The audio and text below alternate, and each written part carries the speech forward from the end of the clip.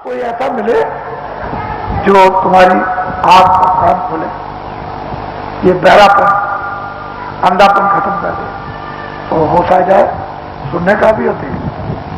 तभी तो तुमको आध्यात्मिक वाणी जब सुनने को मिले, आध्यात्मिक सुंदरता, तभी तो तुमको होश आएगा।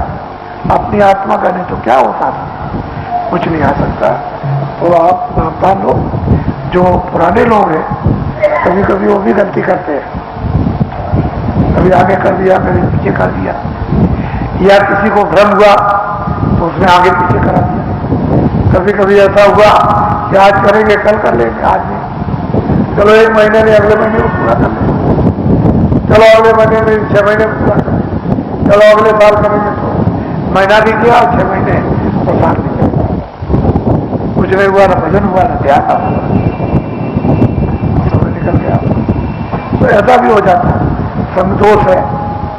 अच्छा संग मिल गया, भजनानंदियों का, जो भजन नहीं करते उनका संग मिल गया तो भजन छूट गया, फिर कुसंग में फंस गया। ये भी बहुत परहेजी है, इसको भी ठीक करना, इससे भी परहेज करना। अच्छे लोगों का संग हो और बुरे लोगों का छूट जाए, तो आपको सब चीजों पर थोड़ा बहुत निगरानी, सत्संग वचनों के अनुसार रखनी पड़ेगी। विचार अपना स्थिर बनाना पड़ेगा।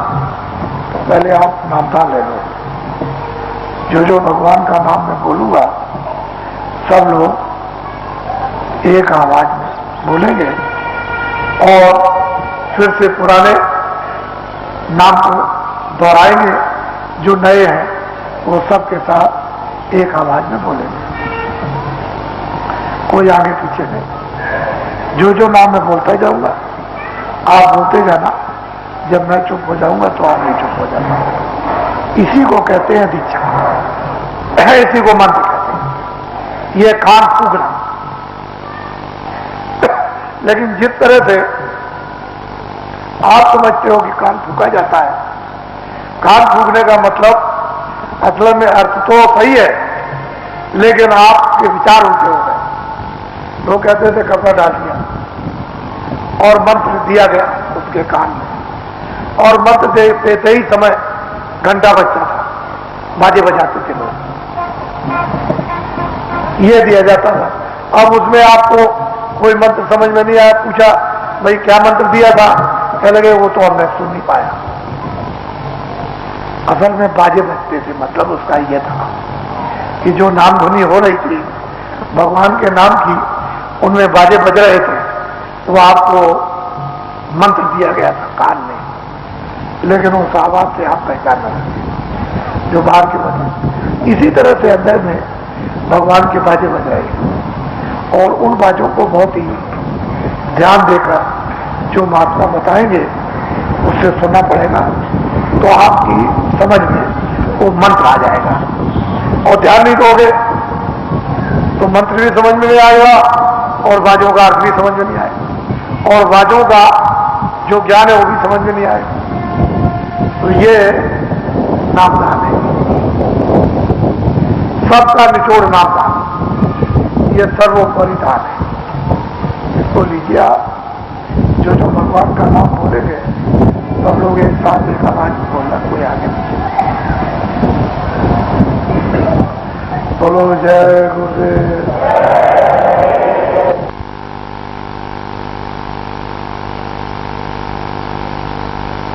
करोड़ आदमी इकट्ठे होते हैं, लेकिन सब तो जा नहीं सकते, क्योंकि अलग अलग काम है, अलग अलग परिस्थिति है।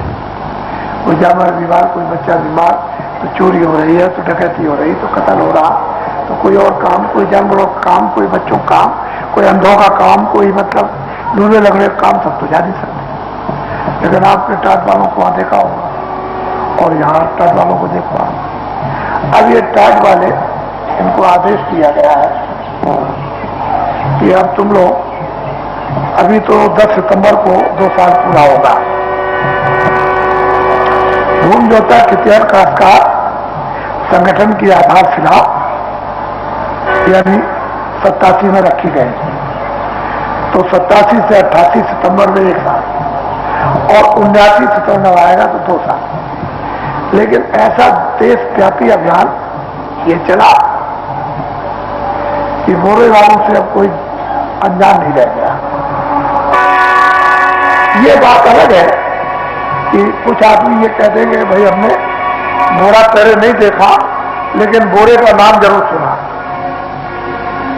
ये बात हो सकती है, लेकिन भूमि जोतक खेती और काश्तकार जो संगठन बन रहा है उसकी खबर आपको सब जगह मिल जाएगी।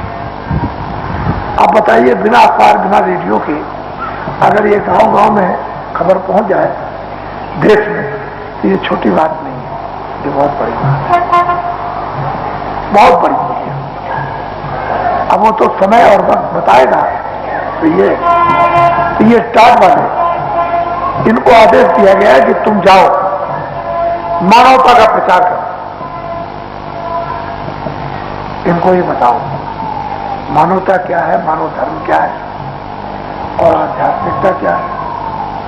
फिर इनको ये बताओ कि तुम क्यों तकलीफों में शिकार हो गए, क्यों तुम रोगी क्यों हो गए, निर्धन क्यों हो गए, क्यों लड़ते हो, क्यों चोरी होती, क्यों डकैती होती, क्यों कत्ल होता, क्यों गरीब बन गए।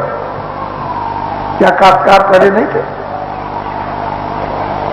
40 साल के पहले काश्तकार थे, लेकिन ऐसा मालूम होता है सब सुखी है। मानव धर्म था। जो भी देवी देवताओं की पूजा करते होंगे तो वो आस्था रखते हैं, और सामाजिक समाज का उसका पालन था, और समाज के लोगों की इज्जत और प्यार था, और समाज में एक दूसरे के काम आते हैं। इनको ये बताया गया कि इन दिनों में ये सब लोग कर दिया गया, जाओ उनको शिक्षा दो, और जो जंगलों में रहते हैं उनको एक रास्ता खोलो इस संगठन को बनाकर कि तुम इस संगठन में भर्ती हो जाओ। ये तुम्हारा संगठन है, इसका भूमि जोतक खेती और काश्तकार होगा, ये उनका संगठन है। अब ये शुरुआत हो गई और इस संगठन से सब तकलीफें चली जाएंगी। कहने का मतलब यह है कि अगर भूमि जोतकों का संगठन देश में बन गया तो एक ही साधे सब सदे और सब साधे सब जाए। एक को साध लिया सब ठीक हो जाए, और सबको इसको साधो, उसको साधो, उसको साधो, उसको साधो, उसको साधो, कुछ होने वाले वाला नहीं। एक ही साधे सब सदे, सब काम पूरे हो जाएगा, सब उलझने चली जाएगी, सब विपदाएं चली जाएंगी, मुसीबतें चली जाएंगी, लड़ाई झगड़ा मारपीट, ये तमाम मतलब ये एक के काम है।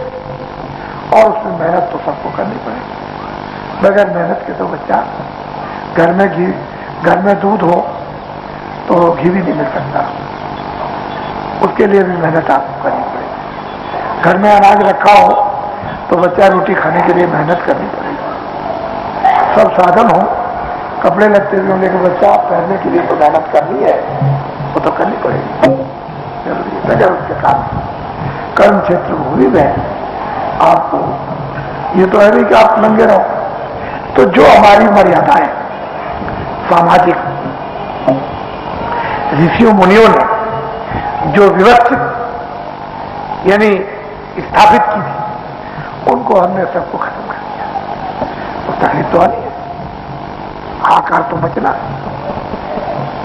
फिर लड़ाई झगड़े होने, कत्ल चोरी, ये तमाम विपदाएं मुसीबतें, अकाल सूखा और बीमारी, भूकंप, ये तो सब आने, क्योंकि आपने तो सब छोड़ दिया।